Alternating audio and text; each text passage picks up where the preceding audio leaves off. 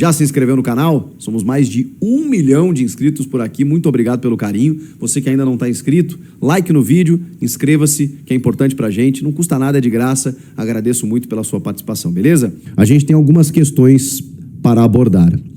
E eu sei que o torcedor está na bronca com o técnico Dorival Júnior. Eu também não estou gostando do trabalho. Também não estou.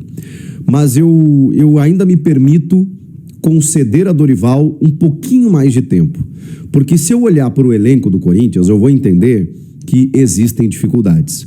Quando ele diz que ele nunca teve o trio ofensivo ao mesmo tempo, Yuri, Garro e Memphis, isso atenua um pouco a minha análise em relação ao Dorival.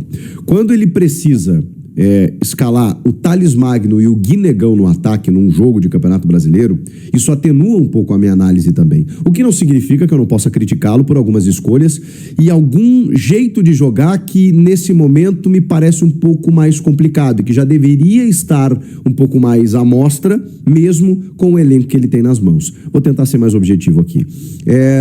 Eu não gostei do jogo do Corinthians, mais uma vez, não gostei. Por isso que eu disse que o resultado é melhor do que o desempenho.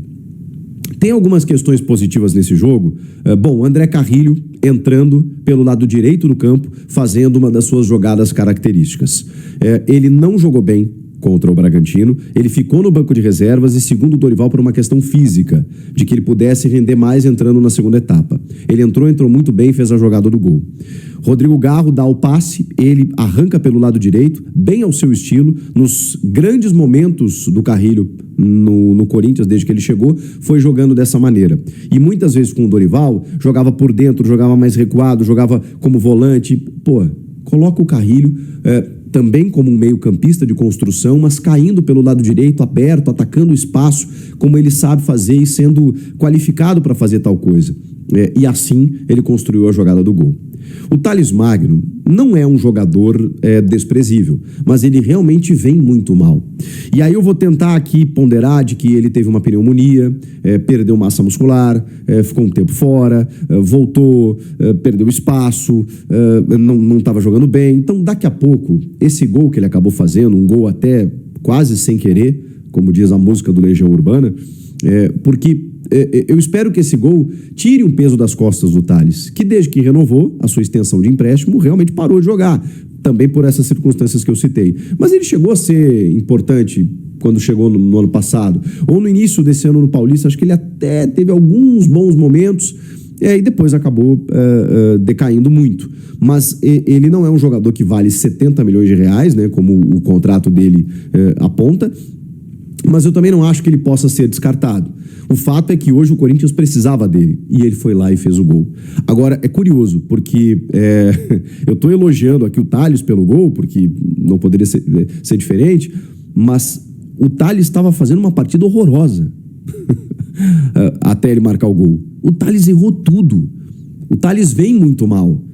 Ele tropeçou na bola, ele tentou jogadas que ele não conseguiu, ele perdeu uma bola saindo do campo de defesa, ele é desatento, ele é desligado, ele tem uma dificuldade, o Thales Magno, ou vem tendo. Por isso que eu acho que talvez esse gol melhore um pouco a vida do Thales no Corinthians. Eu espero, porque eu não sei que tipo de jogador vai vir, se é que vai vir alguém. A janela já abriu e a gente não vê movimentação nenhuma. É sondagem no Biel, no Carlos Vinícius... E parou. E a janela já abriu. Ok, tem 1 mês e meio ainda para fechar. Mas até agora nada. Então, assim, o Corinthians tem que se virar durante muitos jogos com aquilo que tem. E o Thales é aquilo que ele tem. Ok, ele não tinha o Memphis e o Romero hoje. Mas vamos lá, o Romero também não é uma solução, ou não deveria ser. O Memphis, beleza. O Yuri, que vai voltar ali na frente, beleza. Mas hoje era o Thales Magno. E o Guinegão, que é um menino que, ok, esforçado, até acho que está exagerando na dose, tomou 2 cartões em 2 jogos que ele jogou, né, hoje como titular, no final de semana entrando no segundo tempo, ele tomou 2 cartões amarelos, porque vai dar um bote na marcação, né, meio atabalhoado, acaba tomando cartão, acaba, né, exagerando um pouco na dose. E não fez nada de grandes coisas ofensivas, mas ok, menino, começando, aquela coisa toda, mas não tinha como ser diferente. A outra solução era o Héctor Hernandes, que eu até acho que poderia render um pouco mais, né? Mas eu sempre fico no poderia, né? Porque eu também... mas por que você acha isso, Chico? Não sei, é só... porque não é o que indica, tanto quando ele joga e, pelo visto, nos treinos, né? Porque ele acabou perdendo espaço para todos os atacantes. Tá bom, vamos tentar achar mais coisas positivas no jogo. Acho que no primeiro tempo foi um jogo de enfrentamento. O Ceará foi inofensivo no jogo, não propiciou grandes perigos ao gol do Hugo. E o Ceará vinha de uma vitória contra o maior rival, né, no final de semana, demitindo o Vojvoda, inclusive. Então, eu esperava o Ceará até mais imponente no jogo, e não foi isso.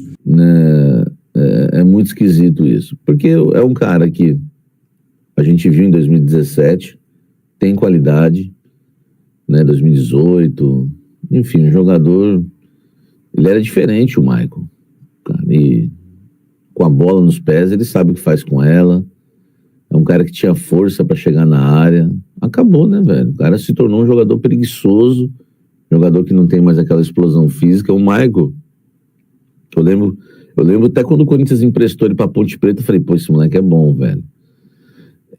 Pisava na área, metendo um gol toda hora. O Michael entrava naquela linha que tava vindo de Elias, Jusilei, sabe? Aquele segundo volante, o Christian, aquele volante que saía pro jogo ainda, pisava na área, finalizava.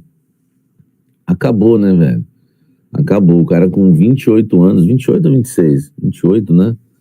O cara acabou, né, velho, a carreira do Michael. O cara entra no segundo tempo, se machuca e é substituído, né?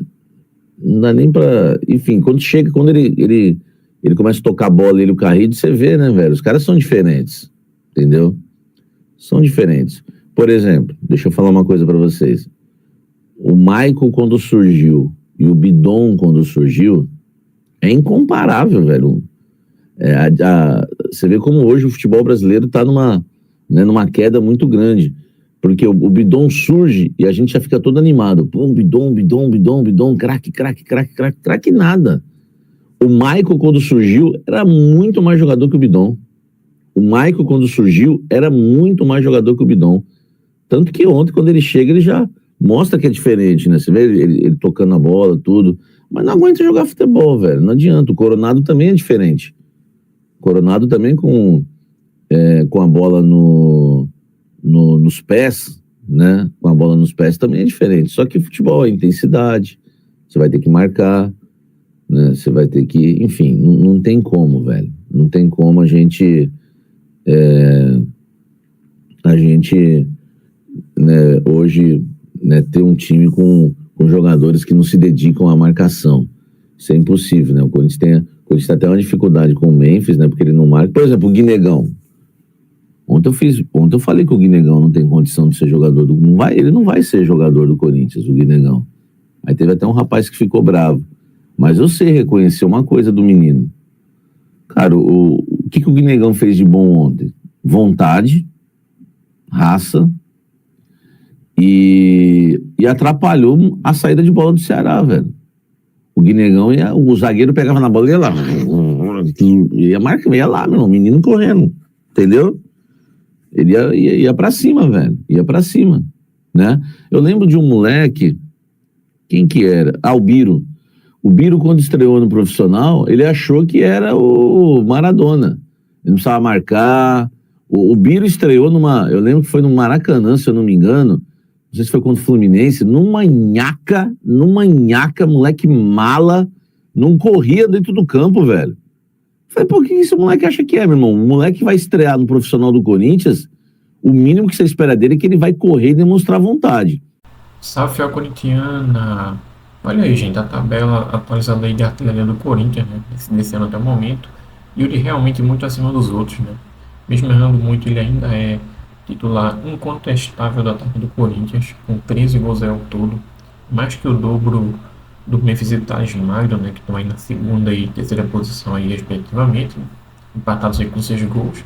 Aí depois tem o Romero, o Coronado já saiu, o Bidu, que nem é atacante, né, o Bidu, mas ainda assim tem gols, né, Hector Hernandes, que é atacante, mas só tem 2 gols aí.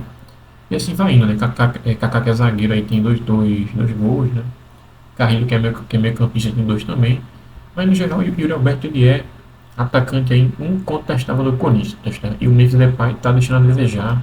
Tem o mesmo número de gols aí que o Thales Magno, mas geralmente o Thales é muito mais criticado, né? Eu acho que os dois têm que ser criticados aí, querendo ou não. Só que o Memphis ele recebe 6 milhões por mês, né? O Thales não recebe isso aí.